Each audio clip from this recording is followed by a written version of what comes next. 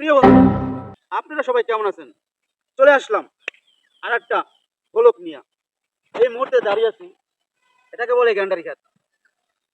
দেখেন, বিকেলবেলার দৃশ্য, সবুজে ঘেরা, এত সুন্দর মনোমুগ্ধ পরিবেশ।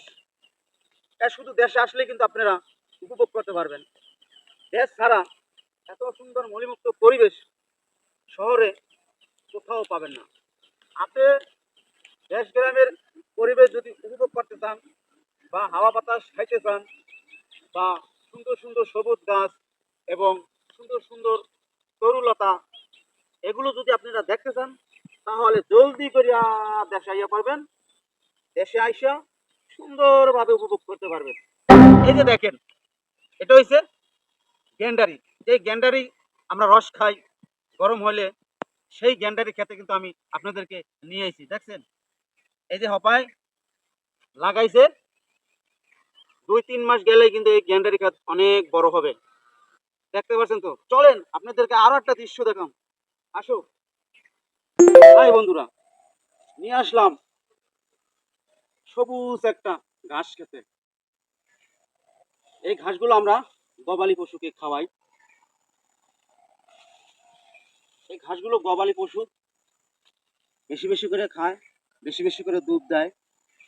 আর এই যে সবুজ ঘাস, দেখছেন কত সুন্দর একটা পরিবেশ, কত সুন্দর একটা জায়গা। এই জিনিসগুলো আপনার উপভোগ করলে কি শহর বইয়া পাইবেন? কখনো পাইবেন না। এই জিনিসগুলো উপভোগ করতে হলে আপনার দেশে আইতে হবে, গ্রামে আনাচে কানাচে সব জায়গায় ঘোরাফেরা করতে হবে। তাহলেই আপনারা এই জিনিসগুলো উপভোগ করতে পারবেন।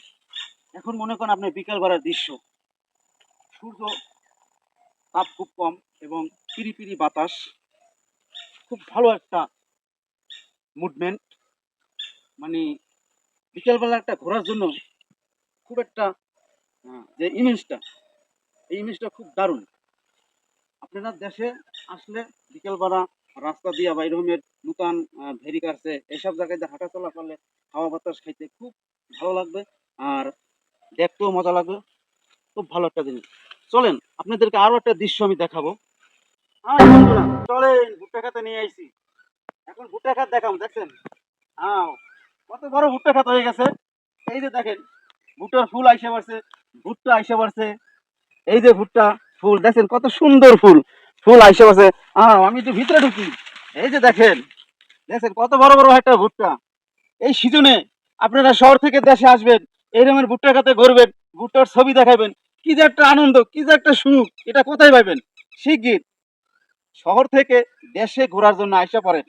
এই যে দেখছেন, 1 বিঘা জমিতে ভুট্টা চাষ করা হয়েছে এবং প্রত্যেকটা ভুট্টাই কিন্তু মনে করেন ফুল আইসে পড়ছে। এই যে দেখছেন কত বড় বড় ভুট্টা। এই যে দেখেন, হ্যাঁ, এই ভুট্টা কিন্তু পুড়িয়ে খাইতে খুব দারুণ টেস্ট, ভালো লাগে। এই যে দেখেন, এদিকে দেখেন, এই যে, এই যে দেখছেন, এই যে দেখেন কত সুন্দর। কোন জায়গায় আইয়া বলছি বন্ধুরা, আপনাগুলো ইয়ে দেখছেন? হ্যাঁ, আরে এদিকে দেখেন কত বড় বড় ভুট্টা দেখছেন। একটা কত বড় মোটা, একটা গাছে মনে হয় 10টা 12টা করে ভুট্টা হইব। দেখেন দি হবাই কেবল হওয়া শুরু করছে। এই যে দেখেন, এটার ভিতরে 2টা হয়ে গেছে। আমি একটু ঘুরিয়ে ঘুরিয়ে দেখাই, দেখেন কত বড় বড়, মানে প্রত্যেকটা গাছে মনে করেন 2টা 3টা করে ভুট্টা হয়ে গেছে। দেখতেছেন কত সুন্দর সুন্দর ভুট্টা। তো এই আমেরা কই পাইবেন?